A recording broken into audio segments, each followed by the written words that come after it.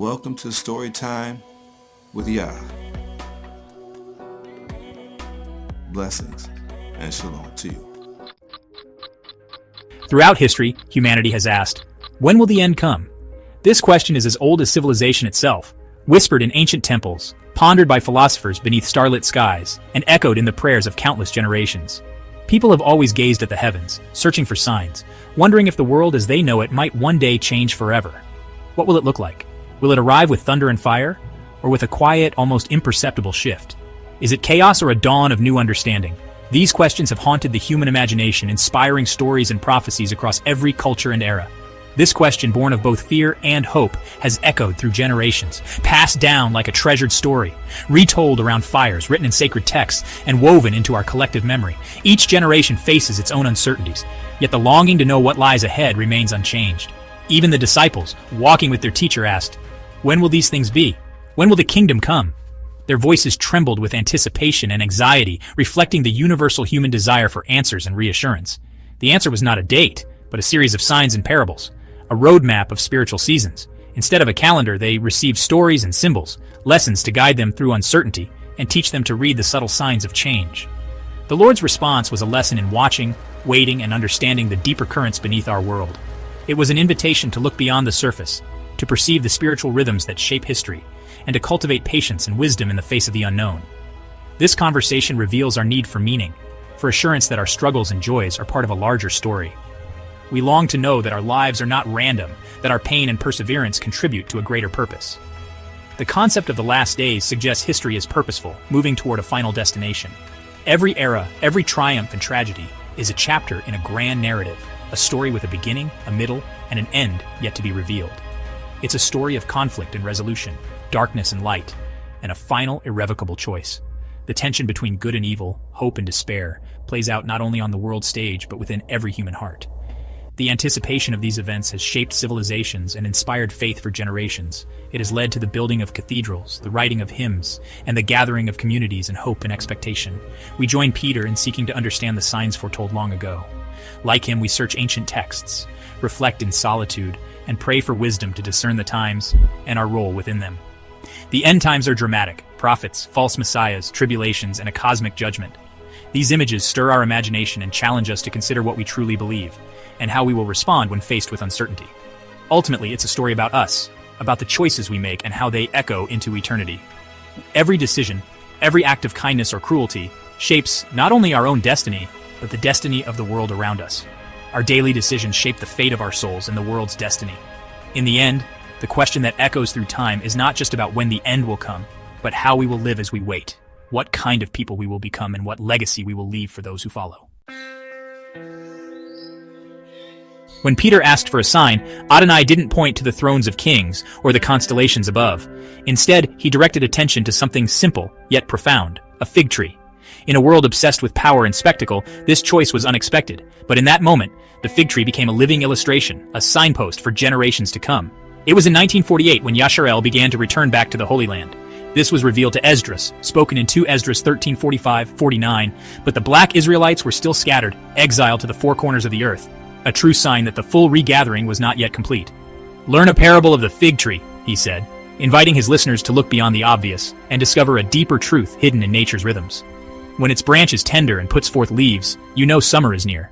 The fig tree's cycle is familiar to anyone who lives close to the land. Its bare branches, after the chill of winter, suddenly burst with new life, signaling a change in the season. This transformation is unmistakable, a clear visual cue that something new is about to unfold. The fig tree, long a symbol of Israel, would one day show signs of new life after centuries of dormancy. For generations, prophets and poets spoke of Israel as a fig tree, sometimes fruitful, sometimes barren, but always central to the story of God's people. When the people of Yashra'el, still scattered, are awakened as shown in Ezekiel's prophecy, their branches would be like the newness of the fig tree, and a sign of the sun regathering of the chosen. The rebirth of the people, like the budding of the fig tree, is a sign that the world is entering a new and decisive chapter. This prophecy transforms history into a divine timetable. The events of the world are not random but carefully orchestrated, each one ticking closer to a moment foretold long ago. The awakening of the people of Yashra'el, still scattered as prophesied by Ezekiel, stands as the central signpost for the last days. After nearly 2,000 years, the branches begin to show newness, and the people are stirred, just as the prophets said they would be. It's God's alarm clock, awakening the world to the lateness of the hour. The sound is unmistakable. A call to attention, a reminder that time is running short. Believers are told to watch this tree, to study its branches and leaves, to understand its significance, and to prepare their hearts for what is coming. The fig tree is not just a plant, it's a living prophecy, unfolding before our eyes. The parable is the key to unlocking the sequence of end-time events. It's a code embedded in creation, waiting for those with eyes to see and ears to hear. The lesson is simple, yet profound.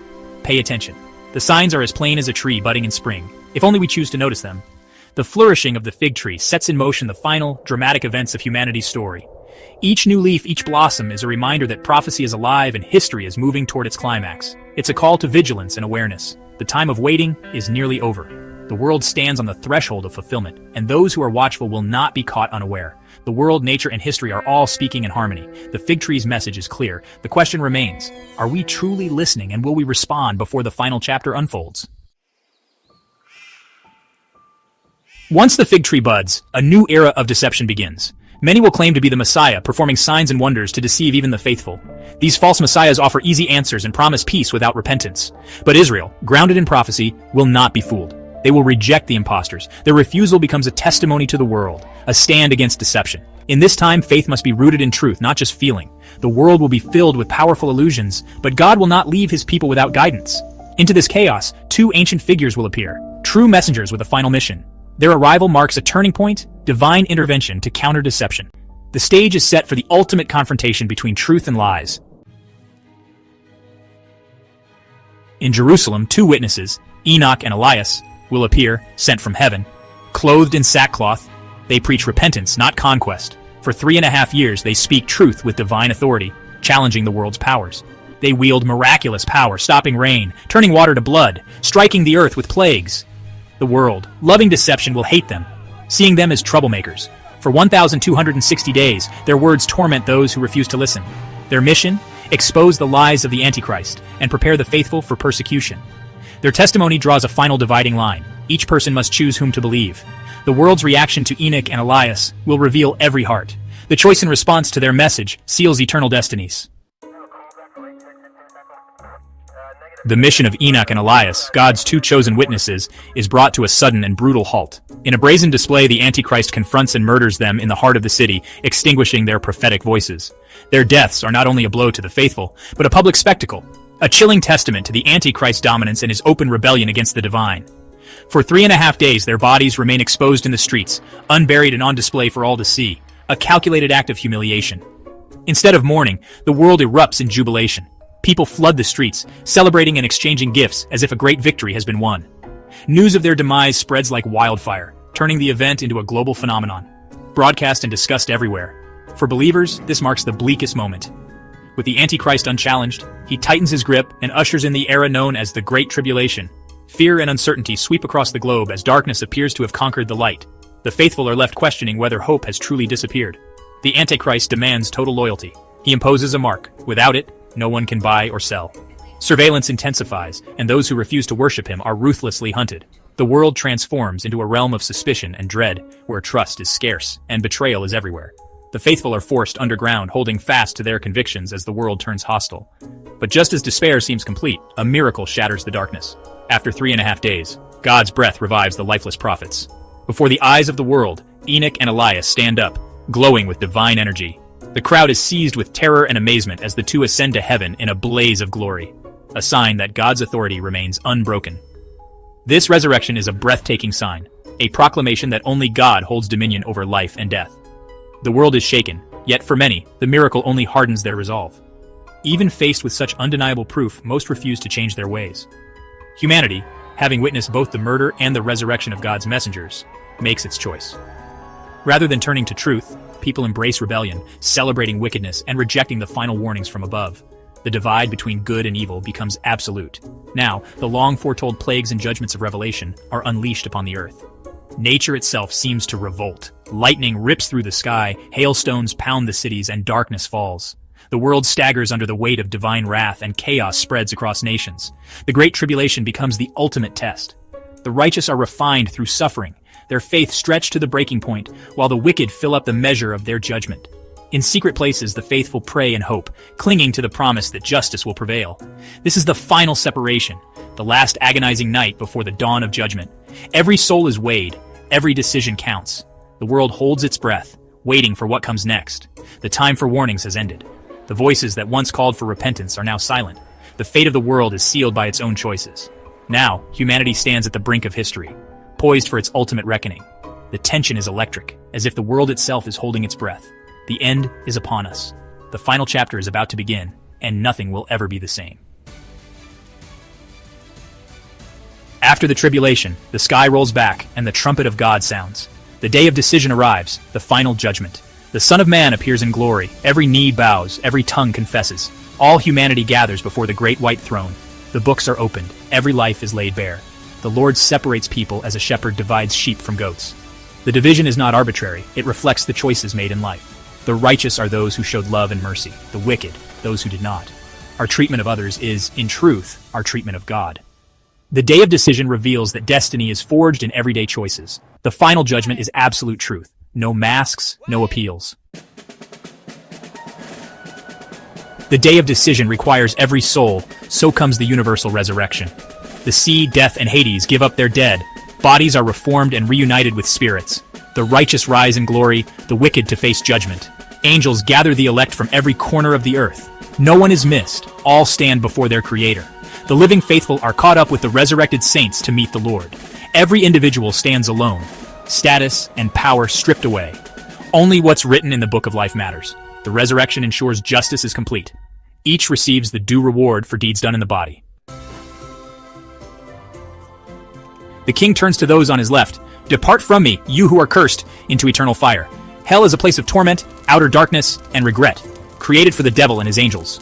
Those who chose rebellion share its fate. The pain is not just physical, but spiritual and psychological. Eternal regret for a wasted life. Punishments reflect the sins committed. Mercilessness, deceit, idolatry, violence, immorality.